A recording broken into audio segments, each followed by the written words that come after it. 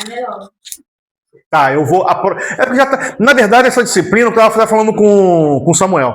Essa disciplina eu já ministrei. Ela foi a primeira disciplina que eu ministrei aqui no seminário. Não era nem aqui, ele ainda era garotinho ainda, né? Então, assim, há mais de 10 anos. Então, já tenho já pronto, então, esse eu tenho já pronto. Então, na próxima, a segunda aula, já vou postar para vocês já começarem, tá? Até mesmo porque eu também quero que vocês também, né, critiquem, falem, debatam, não tem problema, tá? Por favor, se tiverem uma outra perspectiva do que está sendo falado, se vocês já ouviram, talvez, outras formas também, aqui é o lugar, gente, tá? Não fiquem constrangidos de repente, vou falar, o Alex não vai gostar. Não, aqui é o lugar disso, tá? Então, o nosso seminário tem esse viés de buscarmos realmente incentivar a crítica, no sentido, eu sempre costumo dizer aqui, teologia se escreve a lápis, tá? Porque o que é um pressuposto teológico para nós, às vezes, né, a gente, né, e aqui é lugar de se fazer teologia, tá? Então, sim, tomara que na geração de vocês eu saiba aí de gente aí que está fazendo teologia, e boa teologia, né? Teologia teólogo todo mundo né? Agora está fazendo boa teologia é outros 500. Então, assim, aqui é o lugar disso mesmo, tá? Então, por favor, tá? Não vão não vou me sentir ofendido se de repente vocês levantarem uma questão. Eu não sei tudo, de repente vocês podem pegar pelo pé, olha, eu não sei, mas eu vou pesquisar, semana que vem eu venho com tudo. Mas, né? Então, por favor, fiquem à vontade, tá bom? Bem, então vamos lá. Então falamos sobre a diferença da tipologia e a alegoria, tá? Ficou bem, tá? Bem explicado, tá? Então, tipologia e alegoria. Volto a dizer, não é que a alegoria seja algo... às vezes você pode até, em alguns momentos, alegorizar, desde que não comprometa a verdadeira interpretação. Como falei, muitas vezes, até para colocar uma certa... ou você utilizar uma certa aplicação da sua mensagem, você pode até utilizar alguns links, tá? Que também não deixa de ser uma certa alegoria. O problema é quando essa alegoria, ela desvincula o que você está dizendo, tá? Daquilo que você deveria dizer, que é o que está na palavra, tá? Então, a alegoria é um recurso também, só não pode ser abusado e tem que ser usado na medida certa e que não venha prejudicar a interpretação, a mensagem que está contida ali nas escrituras, tá bom? Bem, continuando, então, a tipologia, sombra profética baseada na história. A tipologia bíblica fundamenta-se na historicidade de eventos, pessoas e instituições. Observe que eu estou sempre lembrando isso aqui. Então, eventos, pessoas, instituições, objetos, tá? Tudo isso pode ser configurado como tipo, tá? No Antigo Testamento. Entendidos como prefigurações divinamente planejadas das realidades da nova aliança em Cristo. Então, o objetivo disso tudo é sempre apontar para essa realidade do Novo Testamento em Cristo, que foi inaugurada em Cristo Jesus. Essa correspondência não é acidental, mas fruto da soberania, eu estou repetindo, soberania de Deus e da unidade progressiva do plano redentor. Como destaca Coppelt, a tipologia expressa uma relação ordenada por Deus entre atos redentores, isso aqui é importante, atos redentores das duas alianças, revelando a coerência do seu propósito salvífico. Então, ou seja, a tipologia vai nos ajudar a entender que Deus, de maneira nenhuma, ele é incoerente em revelar o que revelou e na forma como ele agiu. Um exemplo, você vê ali no caso da Arca de Noé, é um tipo de Cristo. é um objeto, tá? E é um objeto que ali, né, foi feito, né, foi construído por Noé, para quê?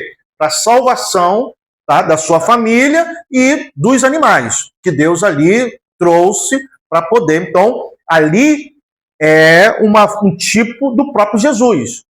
Enquanto o dilúvio, tá, ele vai nos revelar o quê? Vai nos revelar que o evento do dilúvio, que foi um juízo, e aí eu não vou entrar no mérito, tá? O dilúvio foi universal, tá? Ou foi apenas num determinado lugar. Não vou entrar nessa questão, que aí deixa aí para quem gosta dessas polêmicas, tá? Mas independente de ter sido geral ou apenas ou local, tá? O dilúvio é o quê? O dilúvio foi um evento de juízo para aquela geração. O próprio Senhor Jesus fazendo gancho, tá? Aquele evento, ele diz o quê? Assim como foi nos dias de Noé, casavam-se, davam-se em casamento, né? Até o dia que veio as águas e levou a todos. Então, ou seja, olha a tipologia aí, fazendo nos ajudando a entender essa conexão. E aí, para botar uma pimentinha aí, talvez um negocinho na mente de vocês, quando fala ali de um será tomado e o outro será deixado, como é que vocês entendem ali a questão? Ainda falando sobre a questão, lembrando que essa fala tem a ver com o contexto que eu falei, de Jesus citando o dilúvio. Um será deixado e o outro será tomado. Você fala na expectativa da salvação? Não, do evento em si. Do evento em si. O que vocês acham ali? Qual é a interpretação de vocês? Vamos. Quem é crente aí, abre a Bíblia aí, por favor. Vamos abrir. Eu trouxe a minha. Pô, pelo menos. Fala aí o texto aí. É o arrebatamento? Hã? O arrebatamento? A maioria entende como arrebatamento, mas ali como é que é a mecânica ali do negócio? Ele diz que um será tomado, outro será deixado. Quem foi deixado foram o quê? Foram os crentes, os ímpios? Como é que vocês entendem isso? Deixa eu olhar aqui, peraí.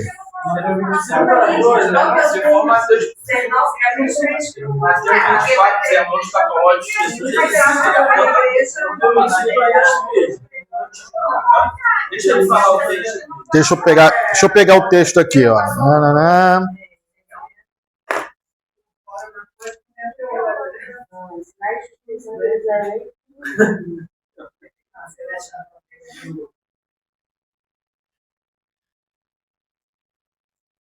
Meu Deus. O texto. Mateus 24, a partir do versículo 36, diz assim. A partir do versículo 36. 24, a partir do 36. Mas naquele dia e hora, nenhum homem sabe. Não. Nem os anjos do céu, mas unicamente o Pai. E como foi nos dias de Noé, assim será também a vinda do Filho do Homem. Pois assim como nos dias anteriores ao dilúvio, comiam, bebiam, casavam, davam-se em casamento, até o dia em que Noé entrou na arca. E não souberam, até que veio o dilúvio e levou a todos. Assim também será a vinda do Filho do Homem. Então, aí é aqui que está a questão. Então, estando dois no campo, um será tomado e deixado o outro. Estando duas mulheres moendo no moinho, uma será tomada e a outra deixada. Vigiai, portanto, porque não sabeis que hora há de vir o vosso Senhor. Sabei, porém, que o dono da casa, se o dono da casa soubesse que vigília viria o ladrão, ele vigiaria e não deixaria a sua casa ser arrombada. Por isso estáis vós prontos também, porque a hora que não pensais, o Filho do Homem virá. Eu estou até aqui. E aí?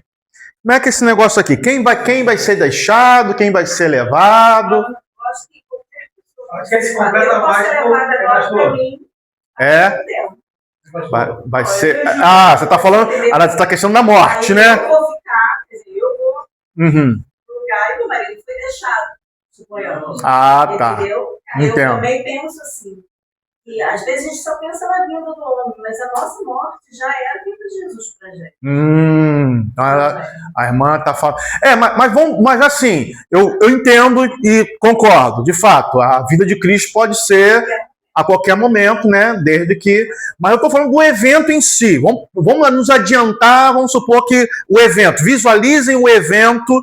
Um será deixado, outro deixado, outro será levado.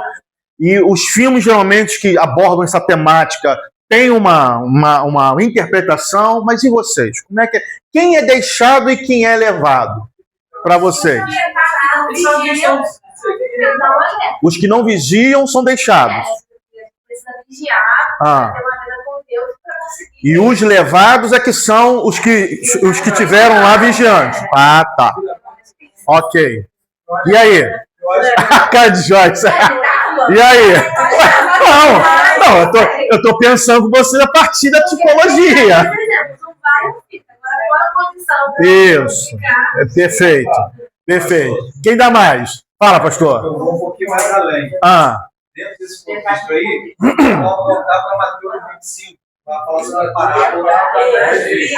Então, ali eu tenho uma visão melhor. Porque todos têm uma presença. Mas nem todos vão subir. Nem todos vão subir. Tá. Então, outra interpretação. Quem dá mais? hoje, Mas eu estou ouvindo. Ouvindo também naquela época, só que não dava. Eu queria saber. Então, acho que Jesus vier vai ficar muita gente. Mas então você está concordando com a irmã que os que foram levados são os verdadeiros crentes. E os que não são verdadeiros crentes, os ímpios, são os que foram deixados. Ali é o juízo final, né? Aham. Ali é o juízo final, né?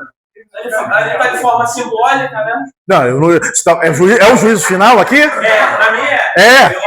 Tá, mas assim, não é. Aham. Eu afirmo A isso. instrução de Deus. Opa!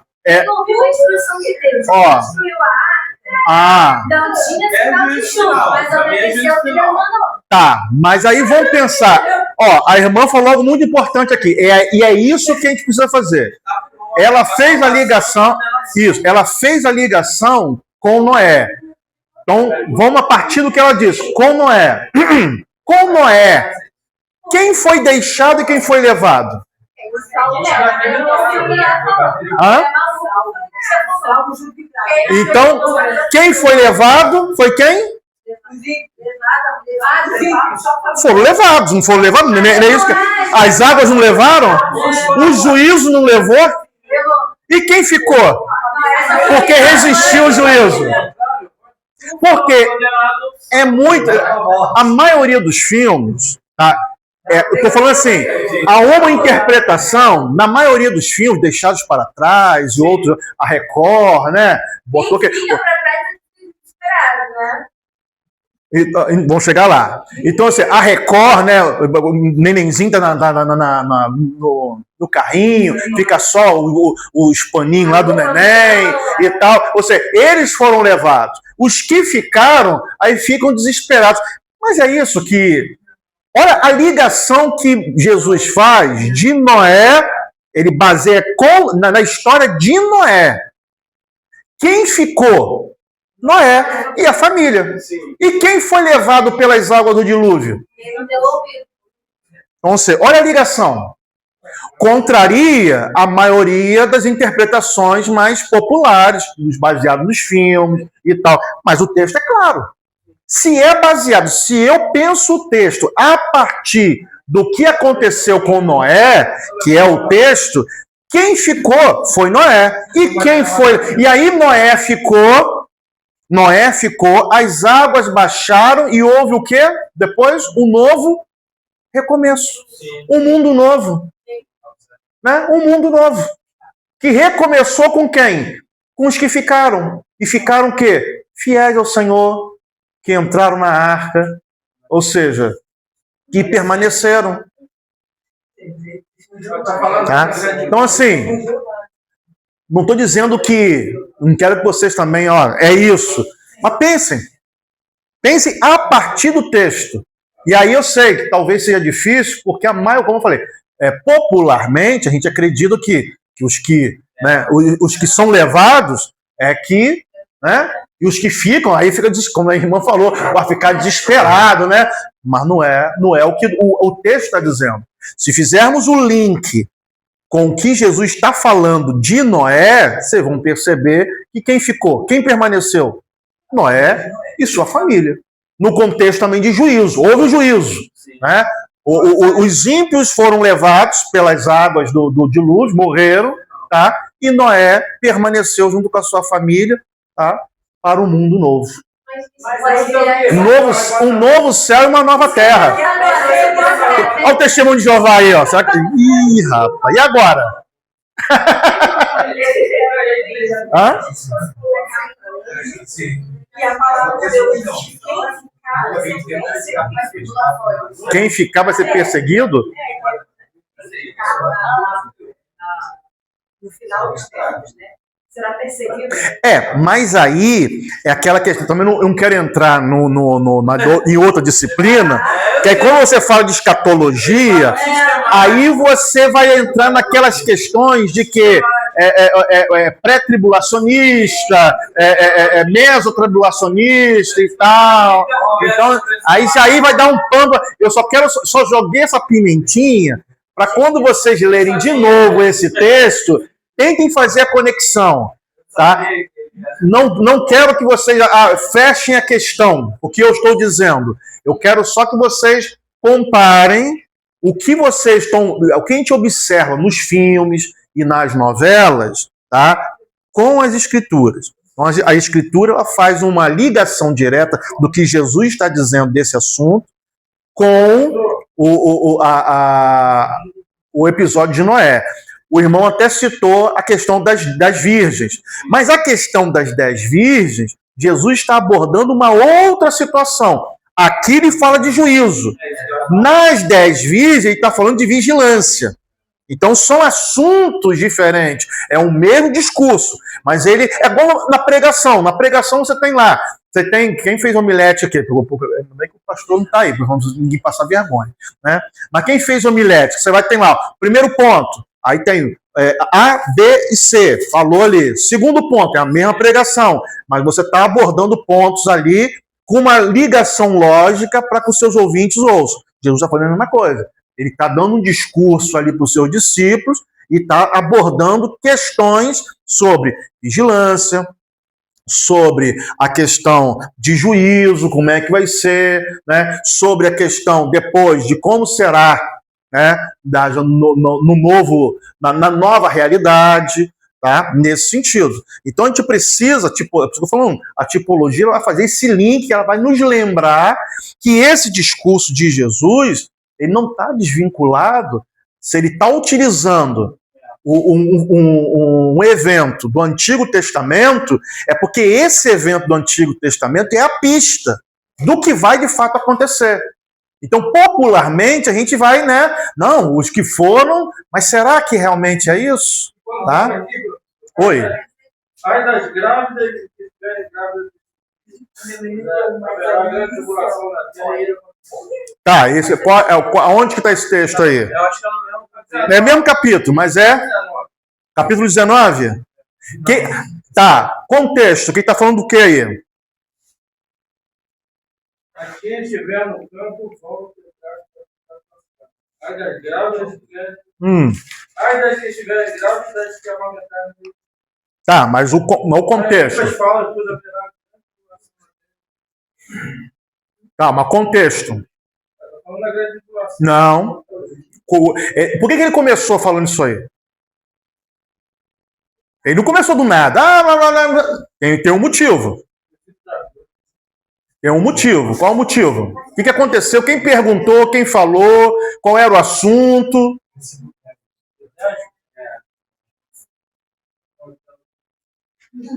O 10 está falando, nesse tempo, muitos vão ter. Não, antes ainda. Então seria atribulado.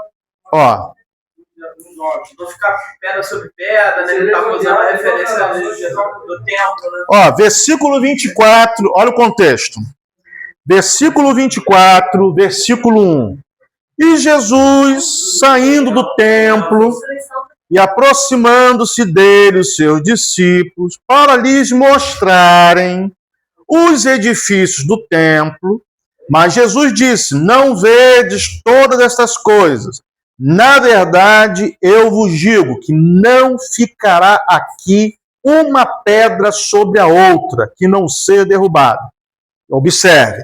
Estando ele assentado no monte, ele falou isso no local, perto do templo. Agora ele sai do templo e vai para o monte. E é isso que tem que ser percebido no texto. Olha o movimento do texto. Tá? É como se nós estivéssemos lá. Tem que usar da imaginação como se nós estivéssemos, fôssemos um dos daqueles discípulos daquele momento. Olha a movimentação. E estando ele assentado no monte, já saiu do templo para o monte. Que monte? O Monte das Oliveiras, que ficava de frente para o templo. Aí estava lá de frente para o templo, os discípulos lá olhando para o templo. Observe. E estando ele assentado no Monte das Oliveiras, chegaram-se a ele os seus discípulos, em particular, dizendo: dize-nos, quando serão essas coisas? Tá? Que coisas é essa? Que coisa ele está falando? Destruição do templo. Destruição do templo. Ele não está falando. A pergunta não é pro final dos dias. É o evento do templo, que aconteceu quando? Anos 70. Então ele está falando, observe, ele ao mesmo tempo ele intercala, ele fala sobre algo próximo, porque no caso ali, 40 anos depois, o templo é destruído. Então esse texto está falando desse evento. Mas não pode, nós não podemos fazer uma ligação também para o final dos tempos? Até pode, porque vai ser também um dia de tormento, um dia de perseguição, mas a princípio, de forma correta, para você interpretar, tá? De forma correta, você começar por aquilo que está falando, entender lá, para depois você fazer a ligação. Se você não levar isso em consideração, você já perdeu na sua pregação. Aí, se tiver lá o pastor Alex, meu irmão, meu comigo aqui, rapaz. Ou então no finalzinho falar nisso, a sua igreja é onde mesmo? É? Vou lá. Você prega lá? Então, vou lá ver como é isso. Vou, meu irmão. No final, falei, meu irmão, vem cá, ó. Volta lá, começa o coordenador Eliel, você fazer novamente isso aí, hermenêutica e exegese. Vai voltar, e tipologia. Então, olha só, ó, mas vamos lá, olha só. Estando ele assentado no Monte das Oliveiras, chegaram ele, os seus discípulos, em particular, dizendo: dize-nos quando serão essas coisas. Que coisas? Novamente, o que ele falou. Destruição do templo, tá? Essas coisas. E aí são duas perguntas. Quando serão essas coisas, tá? E qual será o sinal da sua vinda e o fim do mundo? Então são três coisas que eles perguntam. Mas Jesus começa pelo quê?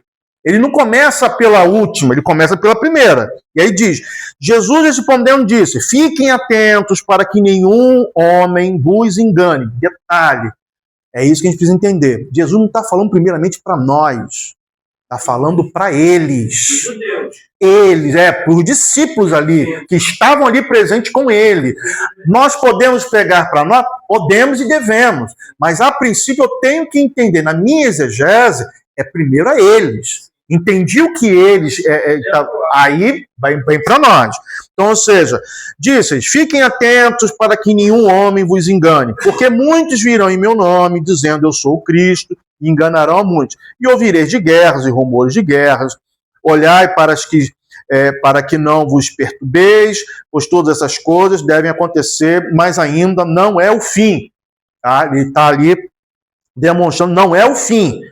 Pois se levantará nação contra nação, reino contra reino, e haverá fomes, pestes, terremotos, vários lugares, todos esses são os princípios das dores. Onde Então vos hão de entregar para serdes atormentados e vos matarão, e sereis odiados de todas as nações por causa do meu nome. Então muitos se ofenderão, trairão uns aos outros, e uns aos outros odiarão. Surgirão muitos falsos profetas, enganarão a muitos, e multiplicar a iniquidade, amor de muitos esfriará. Mas aquele que suportar até o fim será salvo, e este evangelho do reino será pregado a todo mundo como testemunho de todas as nações. Então virá o fim. Então, quando virdes, aí ele começa. Quando virdes a abominação da desolação, falado pelo profeta Daniel, posta no lugar santo, tá? Quem lê, entenda. Então, os que estiverem na Judéia, fujam para os montes. E quem estiver no telhado, ou seja, é local.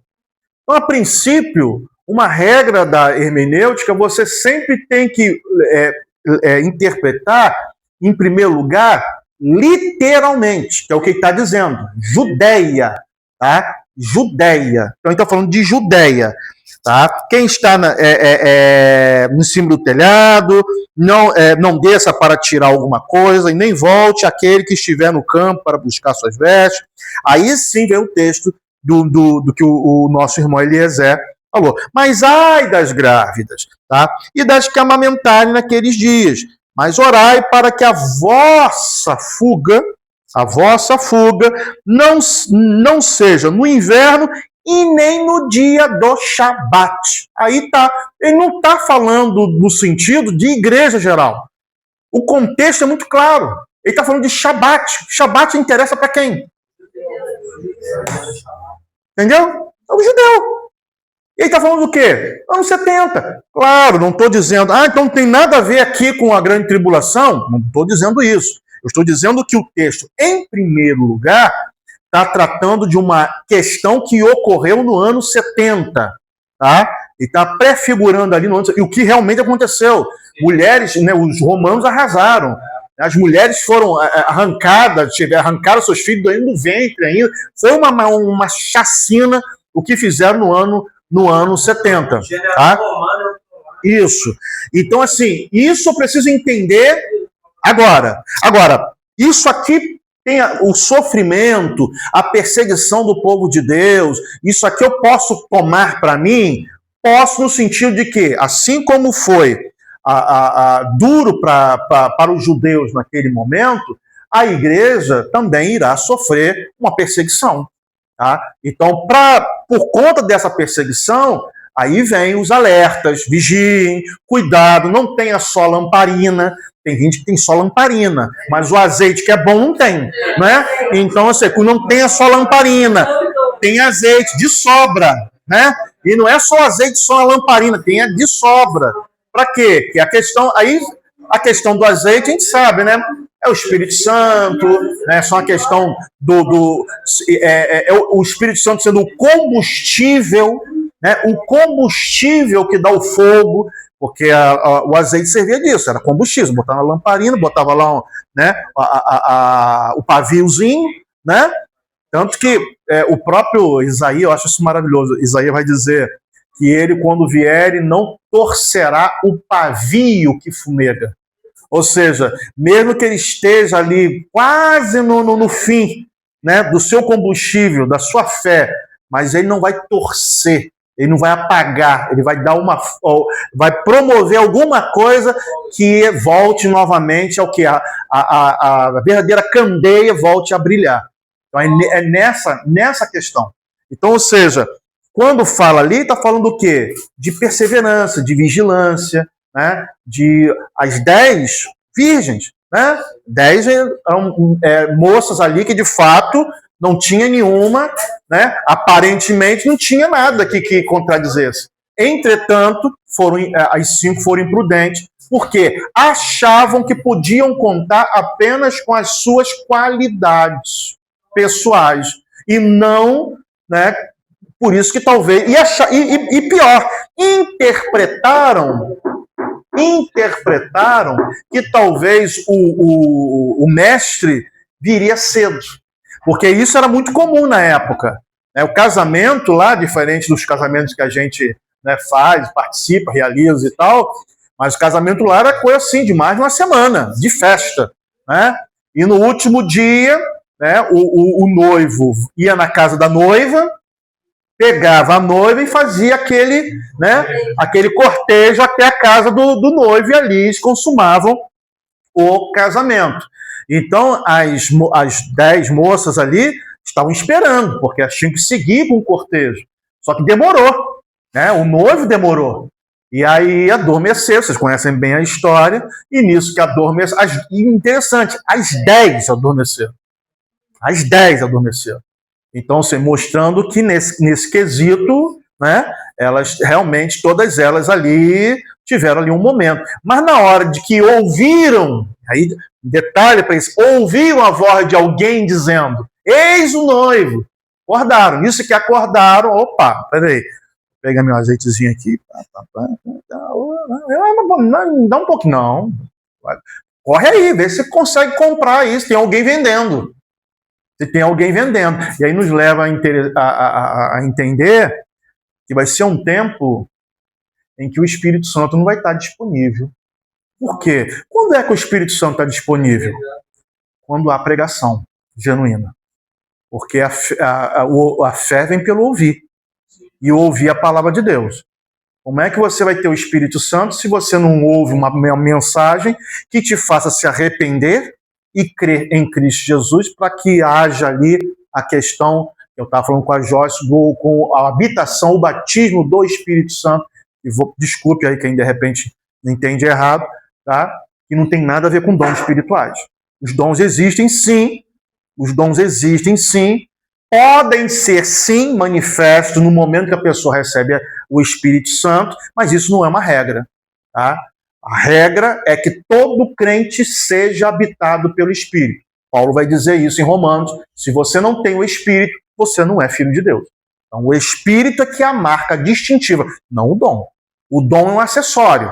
O dom é igual guarda-chuva. Quando eu uso o guarda-chuva, quando está chovendo, ou então quando aquelas senhorinhas, né, que vai no calor e abre a sombrinha, mas é um acessório. O Espírito não é acessório. Então, tanto você tem o dom, e você tem o fruto.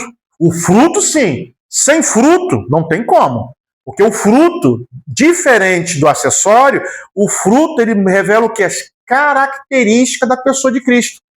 Amor, paz, bondade, longanimidade, mansidão, domínio próprio, e por aí afora.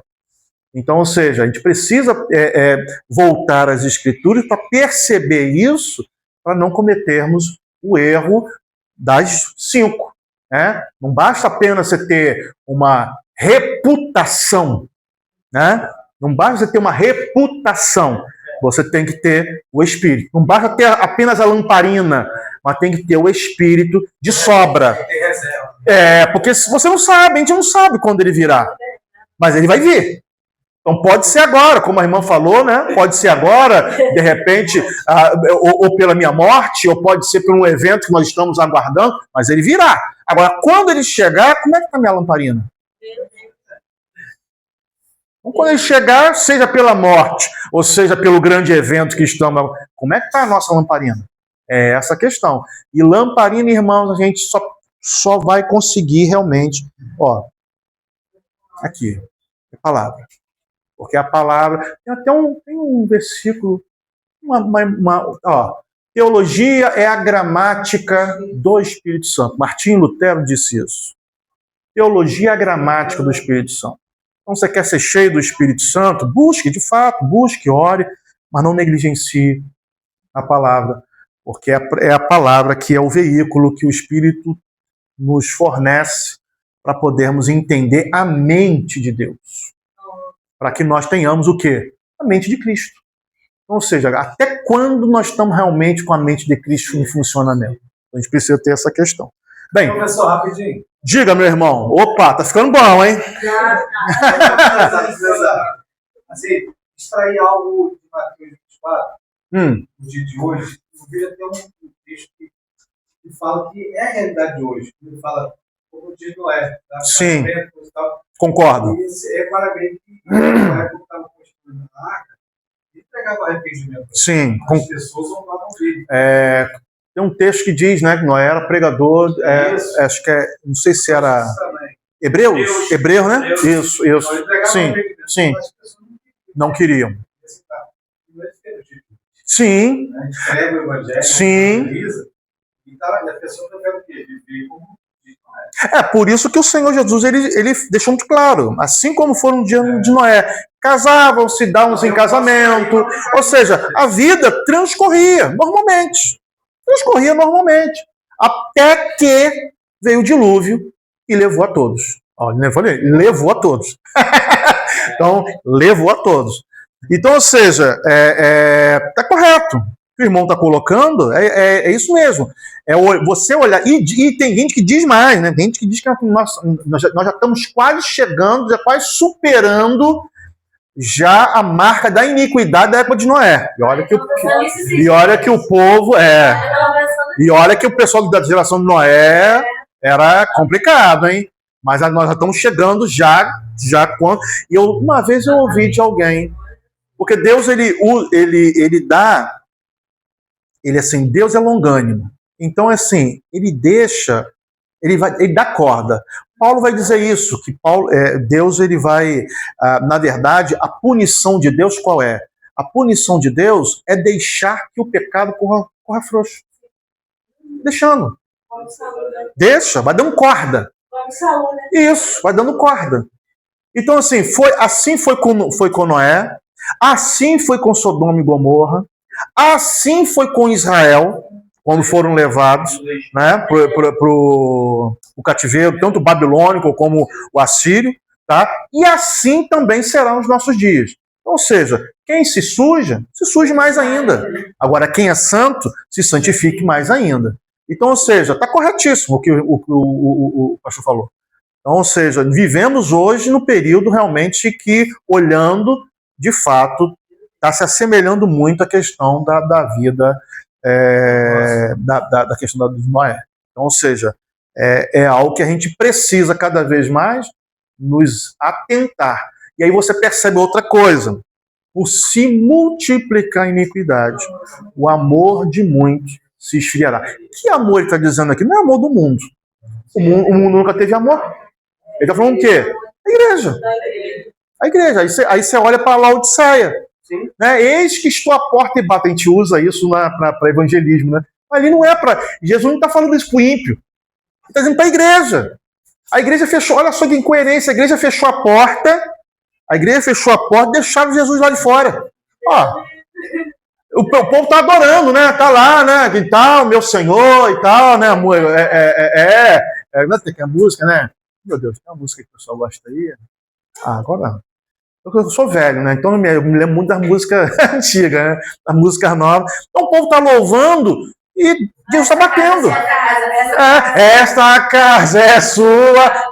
Não tem, não dá. Aí eu só não, se é minha, porque Apocalipse vai mostrar o quê? No início do Apocalipse, qual a visão de João? Jesus é aquele que está no meio dos 7 castiçais. Ou seja, é ele que governa a igreja. É ele que está no meio da igreja. Ele passeia, e uma das coisas, um dos textos que mais me arrepiam, e olha que eu não sou homem de me arrepiar não, hein? Eu sou da antiga.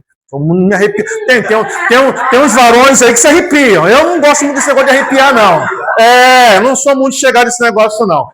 Mas me arrepia toda vez quando o Senhor diz, eu sei o que você está fazendo. Eu sei quem é você. Eu sei quem é você. Eu sei o que você... Eu conheço a tua obra. Então, isso assim, como é que você vai se esconder de alguém que tem os olhos como chama de fogo, que te vê não só por fora, mas por dentro? Então, assim, não tem como. E mesmo assim, Laodiceia se acha a igreja. Vamos ser sinceros, o contexto de Laodiceia, uma cidade de endinheirado. Mas interessante, se você, diante de outras acusações, Laodiceia não é acusada por imoralidade. Laodiceia não é acusada por uma teologia fajuta. Laodiceia não é acusada por nada disso. Mas Laodiceia, o problema de Laodiceia é que ela se deixou levar pelo quê? Pela riqueza. Não preciso de nada. Não preciso de ninguém, não preciso nem de Jesus. Porque se precisasse, ele estaria no meio da igreja e não na porta. Então, uma das coisas que também chama a atenção é a forma como o Senhor Jesus trata aquela igreja. Você não sabe que você é miserável. Aliás, na minha tradução, aqui, quer ver? Na minha tradução, até mais forte. O sujeito que traduziu isso aqui merece meus parabéns, porque ele foi na raiz mesmo. Olha o que ele. Olha a maneira. E de fato é isso aqui. Não, rapaz. Ele fala uma coisa assim que para muita gente, isso aqui quer ver? Ó, ele diz assim, ó. Versículo 17. Ah, não. Aqui, ó. 16. Ó, então, como tu és morno, e nem frio e nem quente, vomitar-te-ei da minha boca. Porque tu dizes, eu sou rico e cheio de bens. Não tenho necessidade de nada, e não, aí diz, e não sabes que és um desgraçado. Desgraçado. Ou seja, desgraçado é o quê? É alguém destituído da graça. Tem como você conceber uma igreja sem graça? Nossa, é desgraçado. Algumas traduções vão atenuar, né? Eu não me lembro agora o termo. Infeliz, vai atenuar. Mas é isso mesmo, é desgraçado. Oi? Sim, mas ele, antes de aconselhar, e eu acho isso bacana no nosso Senhor, ele mete o dedo na ferida, mas ele faz a radiografia. Olha como é que você está. Você está aí cheio de si, está aí cheio Mas olha como é que você está. Olha para a tua vida. Eu acho que sintomas. A partir. E mais. E esses sintomas têm que ser vistos não a partir do que eu acho, mas a partir do que Jesus diz. E é a palavra. Então, ou seja, hoje muitas igrejas estão aí e não tem essa questão de passar. Às vezes a gente só deveria fazer isso, né? Muitas vezes é na hora da ceia, né? Examine-se, que é o oficiante da ceia, examine-se, pois, o homem a si mesmo, e depois coma do pão e beba do cálice, porque quem come e bebe indignamente, come e bebe para sua condenação.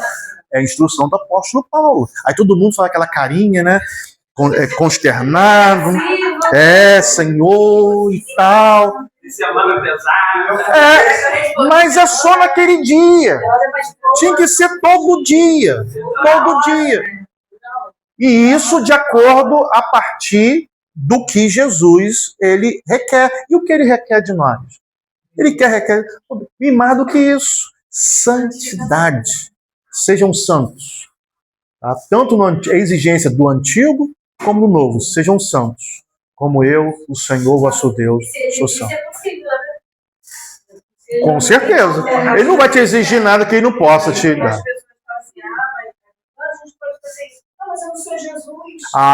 Muitas pessoas fazem isso. Mas ele mesmo falou para a gente ser imitadores dele.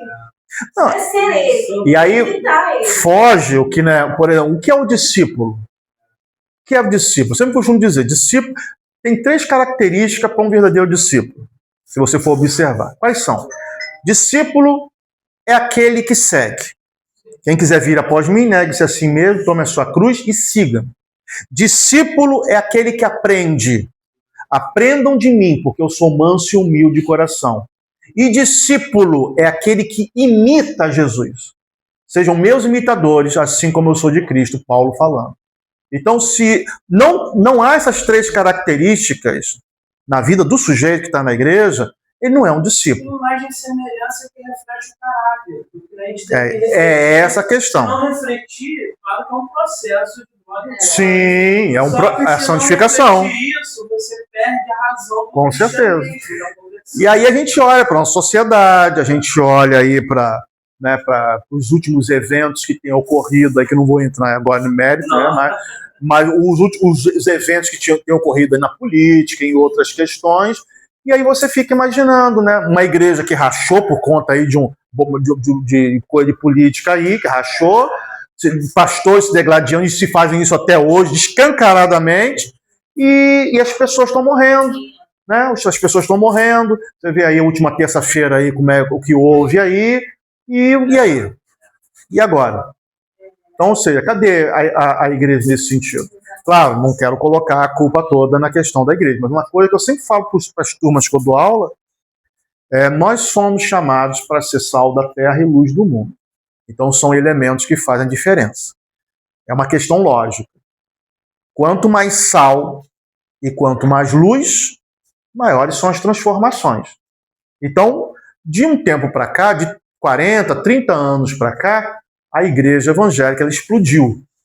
De acordo com esse pensamento, se somos sal da terra e luz do mundo, se somos elementos de diferenciação, né, que dão a diferença no contexto que está, então o Brasil deveria ser um dos melhores lugares do mundo, não é? Porque o sal serve para o quê? Para retardar. Não é que o sal vai impedir a corrupção. O sal, ele retarda, né? Porque os antigos usavam para isso. Até hoje a carne seca, né?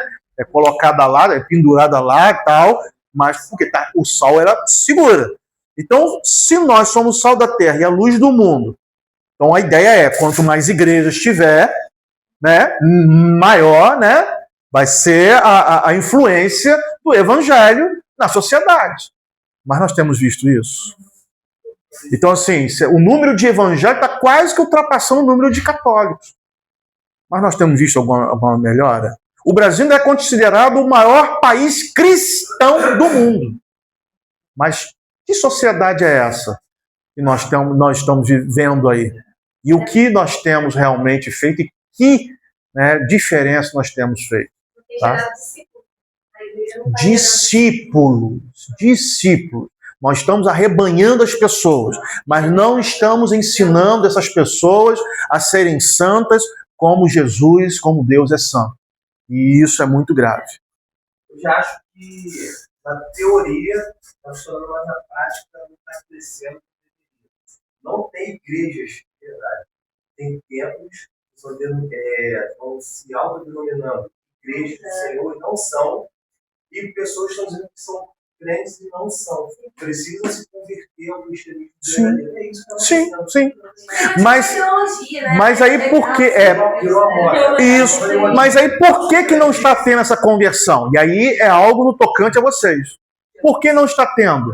Porque, infelizmente, as pessoas, né, a teologia hoje apresentada, a pregação hoje feita, aferem pelo ouvir. E ouvir a palavra de Deus. Se não tem palavra de Deus sendo pregada... Só que na carta que Paulo escreve a Timóteo, que ia chegar ao tempo, sim, que as pessoas não suportariam. Não. É o tempo. Quando você fala do evangelho de Jesus, as pessoas tapa os ouvidos. Sim. E aí você paga um preço.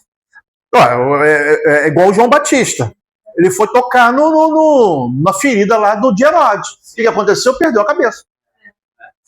Então, mas é melhor você ser uma voz que clama no deserto do que você ser alguém que está no templo e tem toda a pompa, tem toda lá a atenção das pessoas, mas Deus não está. Que é uma coisa interessante. Deus não... na época de Cristo, Deus não estava mais no templo. Mas o templo não era a casa de Deus? Sim. Mas Deus mudou de endereço. Deus, na época de Jesus, foi morar onde? No deserto. Por isso que João vai dizer, eu sou aquele que clama, a voz daquele que clama no deserto. Ou seja, e Deus estava chamando o povo para se converter no deserto. Quando Jesus voltou aos céus, o Espírito Santo foi dado, Deus mudou de endereço de novo. Deus agora está onde?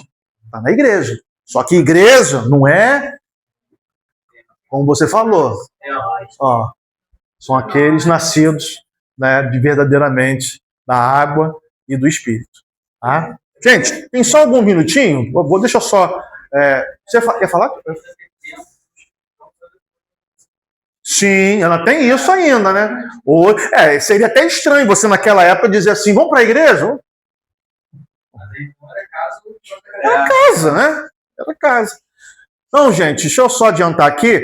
Bem, alegoria e interpretação simbólica subjetiva. Alegoria é um método interpretativo simbólico, como nós falamos, que tende a desconsiderar o sentido histórico literal, esse é o problema, do texto bíblico, atribuindo-lhe significados abstratos ou espirituais. O sujeito quer espiritualizar o texto de uma maneira que, se ele espiritualizasse o texto, porque o texto de fato é espiritual, tudo bem, mas ele traz elementos que não tem nada a ver ali com a questão do texto, sem base contextual. É aquilo que eu estava falando com Eliezer. Ou seja, ele buscou ali, pastor, tem isso aqui assim, assim, assim, tá, mas qual é o contexto? Vamos ver o todo, que nós temos essa mania de ir só naquilo que nos interessa. Pá, peguei, e tal, aí monta uma doutrina em cima daquilo ali.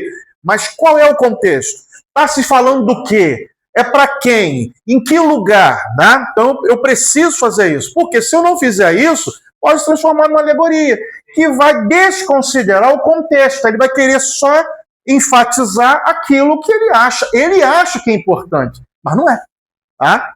Então, diferentemente da tipologia, que mantém o vínculo com eventos reais, com um plano redentor de Deus, a alegoria opera com liberdade subjetiva, porque é da mente, da imaginação do sujeito, e não, de fato, objetivamente, a partir do texto bíblico. Tá? Reinterpretando personagens, objetos ou narrativas, com meros símbolos de verdade, desconectadas da história da salvação. Tá? Então esse é o problema. Bem, gente, meu tempo acabou, eu vou parar aqui, mas na semana que vem são poucos slides que faltam, na semana que vem a gente vai falar um pouco mais sobre comparação entre tipologia e alegoria, e aí depois a gente vai partir para o nosso... característica de um tio... tá. Então, depois, só 2 slides mesmo, não vou segurar vocês mais do que devo, não. Próxima aula, além desses 2 slides que ficaram faltando, vamos falar sobre tipos no Antigo Testamento. Aí sim nós vamos mergulhar mais no Antigo Testamento e falar de forma mais detida sobre esses tipos aí. Ok? Dúvidas, gente? Falamos bastante coisa, né? Fizemos aí uma viagem aí, o Antigo, o Novo Testamento. Tem símbolos ali, é bem complicado.